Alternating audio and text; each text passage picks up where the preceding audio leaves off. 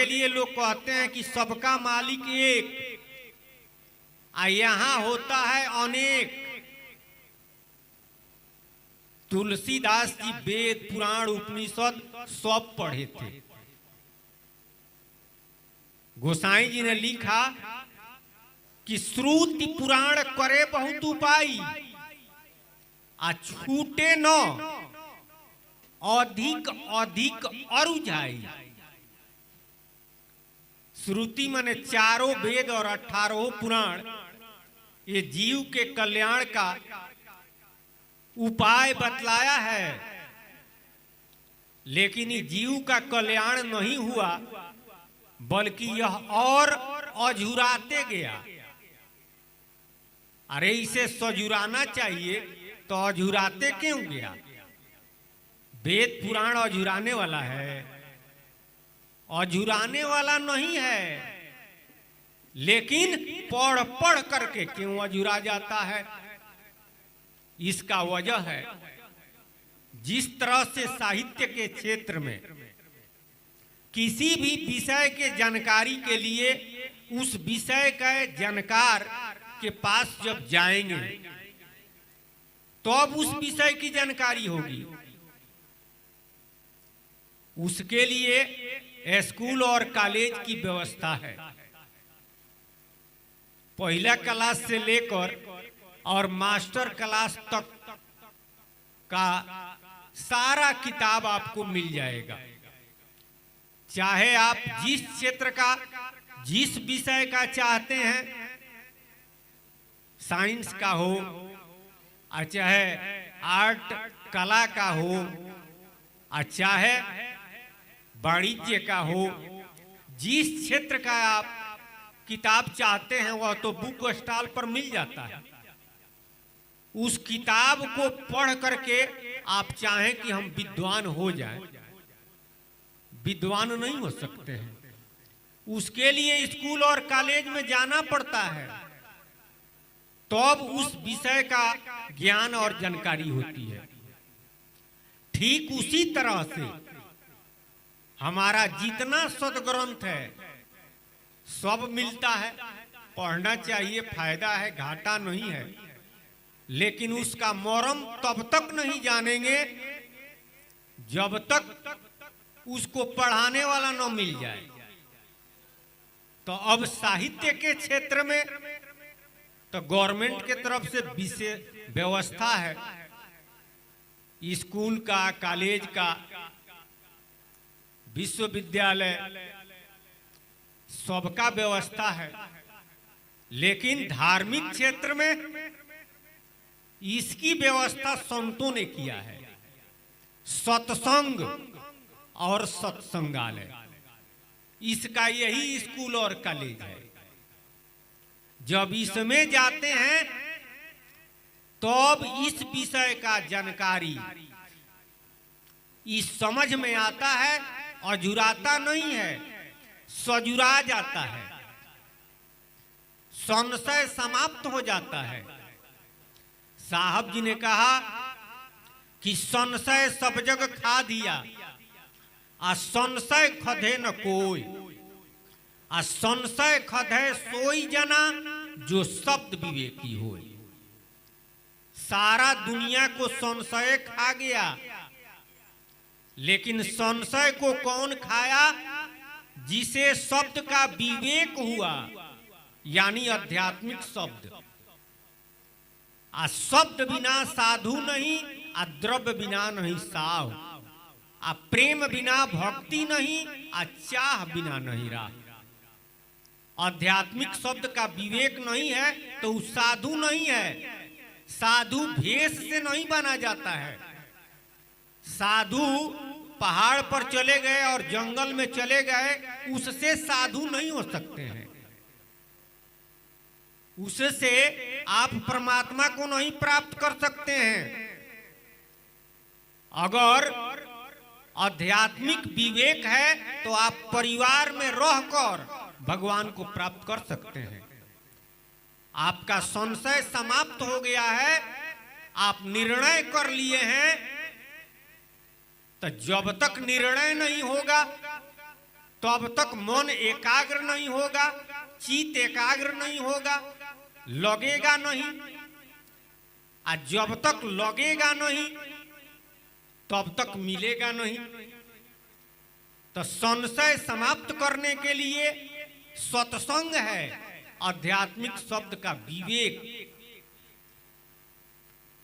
कबीर साहब जी ने कहा कि भेष बराबर होए रहा, आ भेद बराबर नहीं, आ तौल बराबर घूंघची, आ मोल बराबर नहीं। भेष बना करके हम भेष के बराबर बन सकते हैं, लेकिन भेद बराबर हो जाए तब नहीं। जिस तरह से पहले के जमाना में सोना चांदी को तौलने के लिए एक घूंघची होता था। घूंघची आधा काला आधा लाल होता है, आ एक रति के बराबर होता था। एक रति लोग मानते थे, उसी से लोग तौलते थे। और भी बटखरा था, लेकिन एक रति तौलने के लिए घूंघची को ही लोग रखे हुए थे। पहले जमाने की बात है, जिसका उदाहरण कबीर साहब जी ने दिया है। तो एक रति सोना के बराबर वह घूंघची है, तो उससे तौलता है। तो घूंघचिया के बराबर सोनवा हो गया, यानी एक रति। तो जितना कीमत सोना का है उतना कीमत घूंघची का नहीं है। तौल के बराबर तो हो गया, लेकिन मोल के बराबर नहीं हुआ। उसी तरह से भेष बना करके हम भेष के बराबर बन सकते हैं, लेकिन भेद जान जाए तब नू, भेद के बराबर हो जाए तब नू। जौलो भेद न जाने कोई, तौलो नाम लिए का होई। राम राम बहुते नर कहते, आ सपनहु सुख ना होई। जौलो भेद न जाने कोई, तौलो नाम लिए का होई। भेद माने होता है रहस्य, मरम। जब तक उसका मरम नहीं जानेंगे, रहस्य नहीं जानेंगे, तब तक संशय में रहेंगे, और उससे फायदा नहीं होगा। गीता में भगवान श्री कृष्ण ने कहा कि संशय से आत्मा का विशेष नाश होता है, और सारा दुनिया संशय में है। अगर कोई निर्णय कर लिया कि भगवान है, तो अब इस बात का संशय है कि वो कौन है, क्योंकि बहुत सारा नाम, बहुत सारी तरह की बातें लोग कहते हैं, बहुत सारा सिद्धांत है। कोई कुछ बतला रहा है, कोई कुछ बतला रहा है।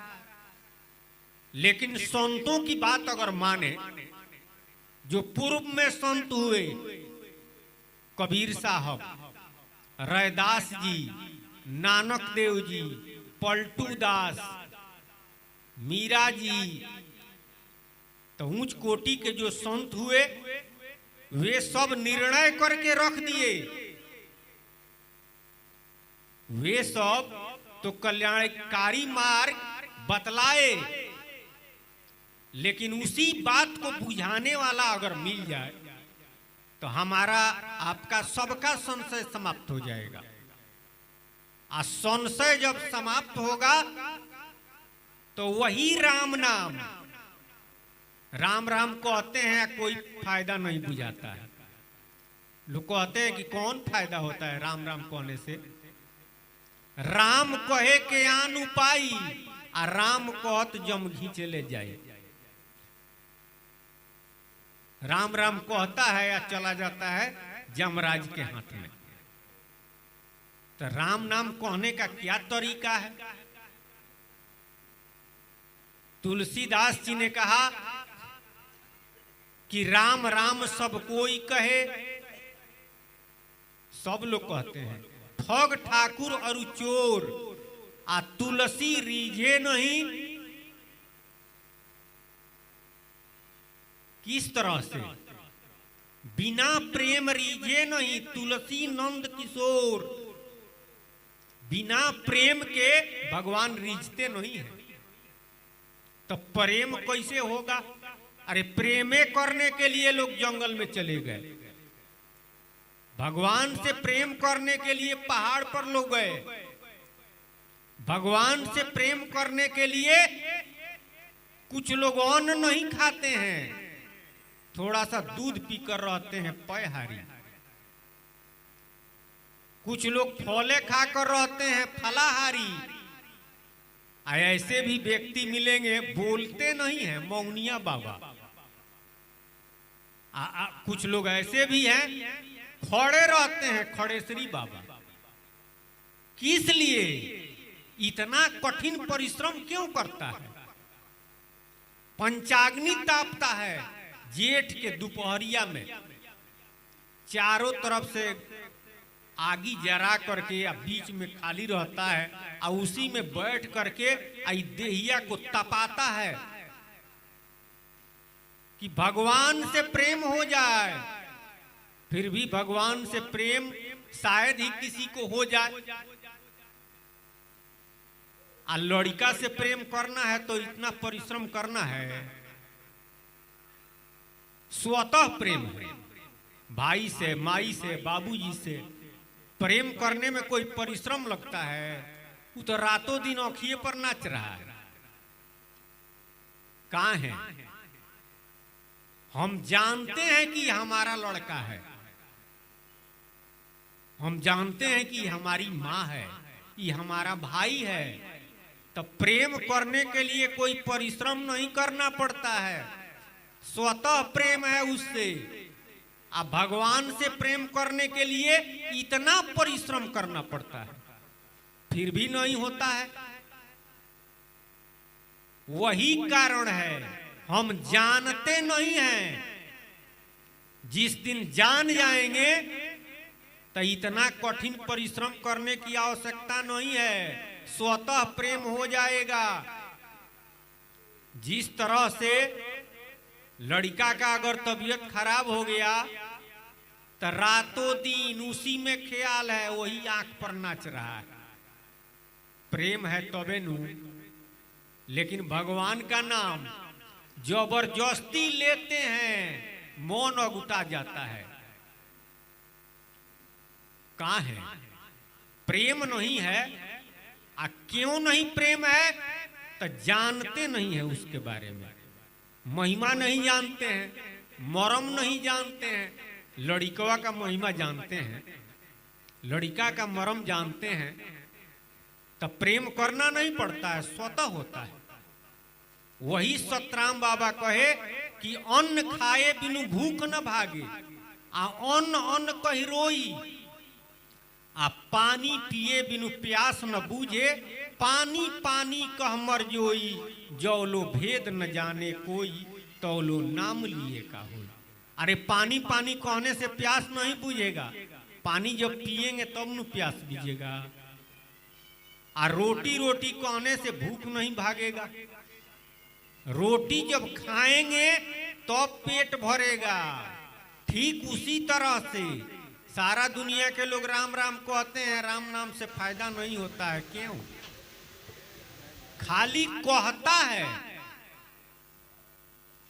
राम नाम लेता नहीं है, तो किस तरह से लेगा? कहता किस तरह से है? जिस तरह से काल नेमी वो राम राम कहता था, साधु का भेष बनाया था, पूजा पर बैठा हुआ था, तब बाणी तो बड़ा अच्छा था, अरे कथनी तो बढ़िया था, आ करनी खराब था, करनियों अच्छा था। पूजा पर बैठा हुआ था, साधु का भेष बनाया था, लेकिन मानवा उसका जौहर में था। इसलिए है कि हनुमान जी आएंगे, साधु जान करके और राम नाम सुन करके उतरेंगे, संजीवनी लाने के लिए जा रहे थे आकाश मार्ग से। अब फंसिए गए। हनुमान जी जैसे भक्त उसके फेरा में पड़ गए, राम नाम सुन करके उतर गए। अब प्रसाद दिया तो उसमें जौहर मिलाया था। हनुमान जी खाए तो गर्मी हुआ। जब गर्मी होने लगा तो बगल में तालाब था, जाके पानी में कूद गए। तो उस तालाबवा में अपने पत्नी को घरियार बना करके रखा था कि इधर से जाएंगे तो उधर फंसेंगे। तो जब वो पकड़ी तब हनुमान जी को शंका हुआ, तो भगवान का नाम लेकर के उसको पकड़कर जब बाहर लिया कर पटके तो असली रूप में आ गई। कही कि अब तो हमारी प्राण जा रही है, लेकिन वो साधु नहीं है, वो काल नेमी है। तो अब हनुमान जी गए, एक मुक्का जब मारे तो पाताल में धंस गया। तो वो तो रामे नाम जप रहा था, राम नाम के वजह से नाश हो गया। हनुमानो जी रामे नाम जपते हैं तो चारों युग प्रताप तुम्हारा। उसी तरह से राम राम बहुत लोग कहते हैं तो फायदा के बदला घाटा होता। कहाँ है भगवान चाहे प्रभु, आपका वचन और कर्म नहीं देखते हैं, वो आपके हृदय को देखते हैं, आपके मन को देखते हैं। रहत न प्रभु चित चूक किए की करत सूरत सैबार हिए की। सबके चित्त को देखते हैं, हृदय को देखते हैं, मन को देखते हैं कि इसके मन में क्या बसा हुआ है। नहीं तो ऊपर से राम राम भीतर से सिद्ध काम। तो ऊपरवा वाला तो दुनिया के लोग देखते हैं, लेकिन भीतरवा वाला राम जी देखते हैं। अब फल उसी का मिलता है। होता क्यों है ऐसा? नामवा का महिमा नहीं जानते हैं, नामवा का प्रताप नहीं जानते हैं, नाम का मर्म नहीं जानते हैं, भेद नहीं जानते हैं, इसलिए उस पर विश्वास नहीं होता है। वो समझ लिए हैं कि दुनिया को फंसाने के लिए है। तो दुनिया को क्या फंसाएंगे, वो अपने फंस जाते हैं। सतराम बाबा कहे कि रेजीव अमृत कही विष खाता, तेरा चित्तमुख सूरत जीव है तन के झूठ कहाता। कहता है अमृत खाता है जौहर। जैसे अमृत अमृत कहा जाए तो अमृत का फल नहीं न मिलेगा। अरे अमृत पिएंगे तब न अमृत का फल मिलेगा। तो राम नाम अमृत है, राम नाम अमृतम। अमृत बेली छन छन पीवे कहे कबीर सो जुग जुग जीवे। और गोसाई जी ने कहा कि भजुमन राम राम रामा, भजुमन राम राम रामा। राम नाम कमल फूल संतन मन भंवर भूल, पियत रस झूम झूम अमृत करी पाना। भजुमन राम राम रामा, भजुमन राम राम रामा। राम नाम ही अमृत है, अमृत पार ब्रह्म के नाम, पीले श्वास सूरत से राम। लेकिन अमृत अमृत खाली कहा जाए तो अमृत का फल नहीं मिलेगा। अमृत पिएंगे तब उसका फल मिलेगा। तो कैसे पिएंगे? अरे इस शरीर जो है, इस शरीर को चलाने के लिए भोजन की आवश्यकता है। तो उसके लिए हाथ भगवान दिए हैं, खाने के लिए मुंह दिए हैं, दांत दिए हैं, स्वाद लेने के लिए जीभ दिए हैं। तो शरीरवा के लिए ये सब है। लेकिन आप शरीर हैं कि शरीर में रहने वाले हैं? आप घर हैं कि घर में रहने वाले हैं? घरवा तो एक दिन यही रह जाता है, आप चले जाते हैं। यानी इस शरीर में आप रहने वाले हैं। तो कौन है? जीव जीव जीव सब ही, आ उलट पलट भवसागर बही। इस शरीर में चेतन जीव है, तो शरीरवा का भोजन तो दे रहे हैं। इस शरीर के भोजन के लिए मुंह और दांत, जीभ, आंख, हाथ सब है, इसका उपयोग कर रहे हैं। लेकिन जीवा का भोजन कैसे होगा? उसका मुंह नहीं है, जीवा का आंख नहीं है, जीव के कान हाथ नहीं है, उसका भी है, लेकिन उसके बारे में हम नहीं जानते हैं। उसका हाथ क्या है, उसका मुंह क्या है, उसका दांत क्या है, उसका भोजन क्या है, ये हम नहीं जानते हैं। इस शरीरवा के लाभ के लिए जो करना है वो जानते हैं, आ शरीरवा का लाभ उससे होता है, लेकिन कितना दिन तक? लड़कपन खेल में गंवाया, आ जवानी मौज में उड़ाया, तो हरदम जवाने रहेंगे। लड़का हरदम लड़के नहीं रहता है।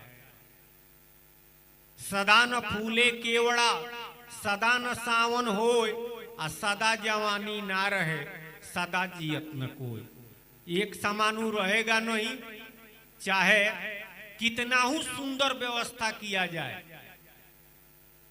इस शरीर को स्वस्थ रखने के लिए कितना ही अच्छा व्यवस्था किया जाए, लेकिन एक समान रहेगा ही नहीं रहेगा।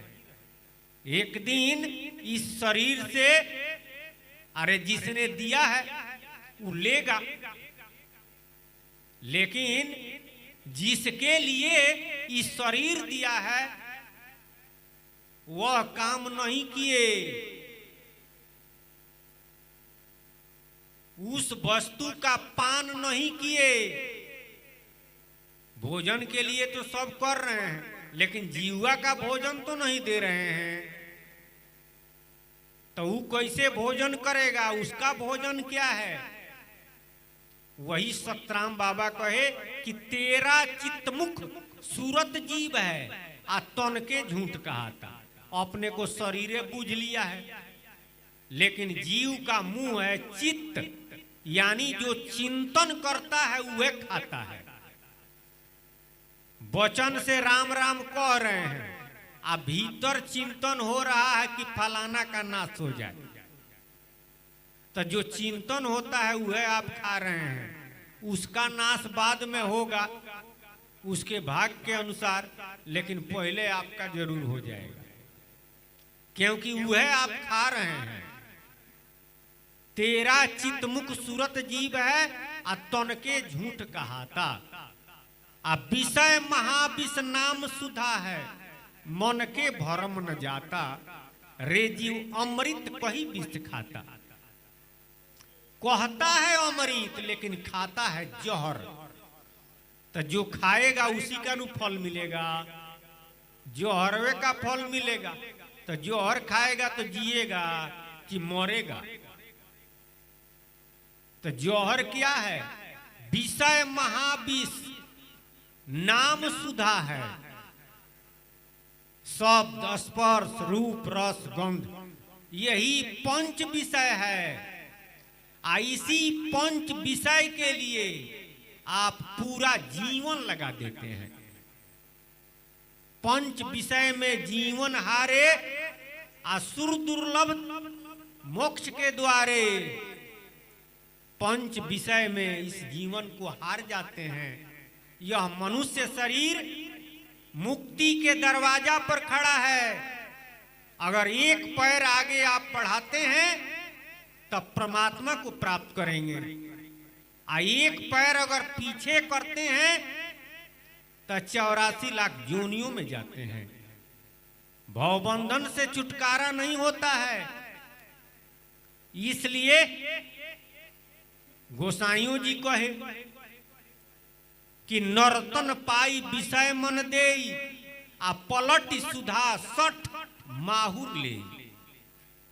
मनुष्य शरीर को पाकर मन को विषय में लगाता है यानी जौहर में लगाता है, तब पलट सुधा यानी अमृत छोड़ करके आज जौहर खा रहा है। तो जब जौहर खाएगा तो जौहरे का नु फल मिलेगा। अमृत प्रभु का नाम है, खाली कहता है, पान नहीं करता है। कैसे पान करेंगे यह सत्संग में आकर के सीखना पड़ेगा। तब विषय महाविष नाम सुधा है, मन के भरम न जाता, रे जीव अमृत कही विष खाता।